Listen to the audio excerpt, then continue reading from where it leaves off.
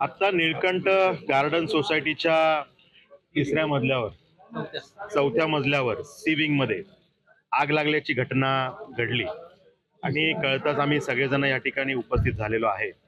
हे आमचं अग्निशमन दल महापालिकेचं हे तत्पर आहे, त्यामुळे त्यांनी त्या जवानांनी तात्काळ ऍक्शन घेऊन ही आग विझवलेली आटोक्यात आलेली आहे.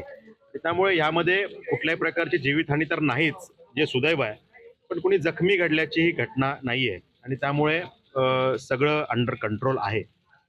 वेळेत नियोजन झालं, वेळेत ऍक्शन झाली म्हणून हे सगळं आटोक्यात येऊ शकलं असतं. बऱ्याच वेळा अशा घटनांमध्ये वेळेचं नियोजन होत नाही, उशीर लागतो आणि मग ती दुर्घटना वाढत जाते. पण या बाबतीमध्ये हे वेळेत घडल्यामुळे हे सगळं आटोक्यात आलेलं आहे. सामानाचं काही नुकसान झालेलं असू शकतं, पण कुठल्याही प्रकारचे जखमी कोणी झालं नाही किंवा अन्य कुठला त्रास झाला नाही, हे चांगलं आहे.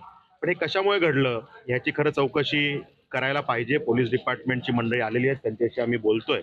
हे घडलंय हे कशामुळे घडलंय, कारण मागच्याच काही दिवसांपूर्वी याच पलीकडच्या विंगमध्ये एक आग लागली होती, ती शॉर्ट सर्किटमुळे लागल्याचं समजलं. पण आता ह्या बाबतीत शॉर्ट सर्किट आहे की घरातल्या कुठल्या अन्य गोष्टीमुळे, गॅसचं लिकेज असेल किंवा अन्य कुठल्या गोष्टीमुळे ही आग लागली, हे बघावं लागेल. कारण भविष्यात अशा कुठल्या दुर्घटना होऊ नये. शेवटी एखाद्या गोष्टीतनं आपण काहीतरी शिकत असतो. पण आज हे घडलं, भविष्यात घडू नये यासाठी जे प्रिव्हेंटिव्ह मेजर्स आपल्याला काय घेता येतील, हे आपण यातनं कुठंतरी सुधारून पुढे गेलं पाहिजे. कारण काल याच भागामध्ये नवीन पनवेलला शबरी हॉटेलच्या मागे आग लागल्याची घटना घडली. तर शेवटी ह्या घटना घडू नये अशा पद्धतीनं आपल्याला प्रिव्हेंटिव्ह मेजर्स ह्यात घेतले पाहिजे. ह्यात अवेअरनेस आणावा लागेल. कारण ह्या बऱ्याचशा घटना ह्या निष्काळजीपणामुळे घडतात. त्यामुळे आपण जर का ह्यात थोडंसं अवेअर राहिलो, प्रबोधन झालं, तर त्या घटना टाळता येतात आणि त्यामुळे ह्यात काय करता येईल याचा विचार आम्ही सगळेजण करू.